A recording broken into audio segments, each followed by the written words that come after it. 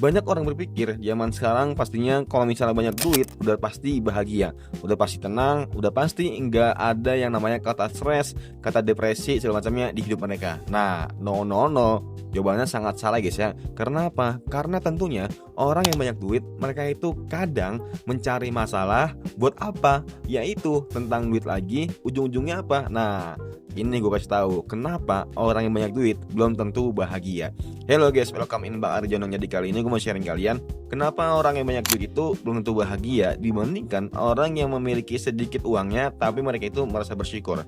Yang pertama tentunya duit itu bisa dibeli, mau itu beli barang, beli apapun itulah yang lu pengen. Tapi gak pernah beli rasa tenang, rasa nggak khawatir, rasa nggak stres, rasa nggak depresi. Itu nggak bisa dibeli sama uang atau duit.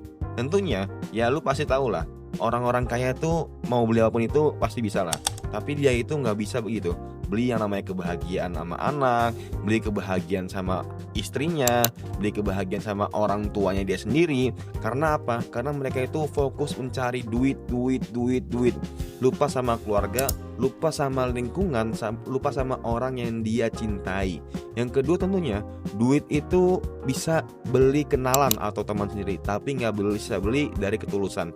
Karena kebanyakan kalau misalnya lu punya duit, lu pasti kalau nggak dimanfaatin, ya udah lu bakal dideketin biar orang tuh bisa manfaatin lu. Makanya itu ketika lu benar-benar tahu gimana teman lu benar tulus banget, coba lu uji dengan ekonomi lu sendiri. Lu bilang kalau misalnya lu nggak ada duit, lu lagi bokeh, lu lagi bangkrut segala macamnya, kira-kira teman lu bakal ninggalin lu apa enggak?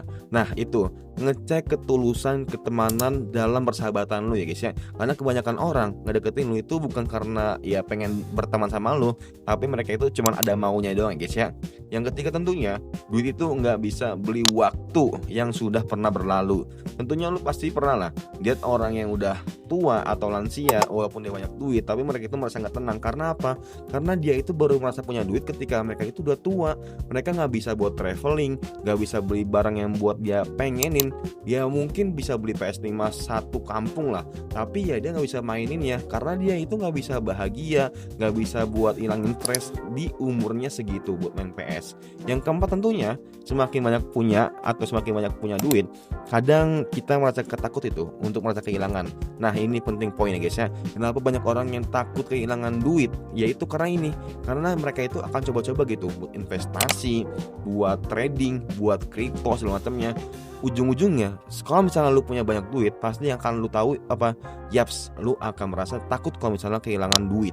Nah inilah pentingnya kenapa lu harus penting banget buat belajar finansial, buat belajar gimana caranya lu berstrategi agar lu bisa memaksimalkan ke depannya. Dan gue yakin kalau misalnya lu benar-benar tahu apa dari skill lu, bakat lu ke depannya, pastinya lu akan tahu gitu investasi mana aja yang akan cocok dengan duit lu yang bisa ngasih return per tahunnya, sehingga apa? Lu nggak mikir-mikir gitu buat lu kerja lagi di usia tua segala macamnya. Yang terakhir tentunya, bahagia itu bukan cuma soal uang, tapi bahagia itu untuk kasih sayang dan waktu yang lu berikan ke anak lu dan juga istri lu. Nah ini penting banget guys ya, karena ini balik lagi ke poin sebelumnya. Karena duit itu nggak bisa beli waktu, nggak bisa beli barang apapun itu yang benar-benar nggak bisa dibeli dengan uang. Contohnya kayak waktu, ketulusan, keikhlasan, keramahan, pokoknya etika itu lah pokoknya. Makanya banyak orang yang misalnya mereka itu yang kayaknya itu udah perintis banget nih, misalnya dia itu udah umur 30 tapi benar-benar perintis banget. Gue yakin dia itu benar-benar tahu lah gimana caranya memanusiakan manusia. Tapi kalau misalnya dia udah kaya dari lahir, nggak ikut merintis orang tua segala macamnya, sosokan bilang di sosial media kalau misalnya merintis, nah ini yang bahaya banget guys ya. Karena mereka itu menyebarkan sesuatu hal yang dia pelajari aja tanpa adanya pengalaman sama sekali. Nah mungkin menurut kalian gimana? Kenapa banyak orang yang gak bahagia walaupun dia punya banyak uang? Coba tulis di kolom komentar. Semoga bermanfaat and see you next time. Bye.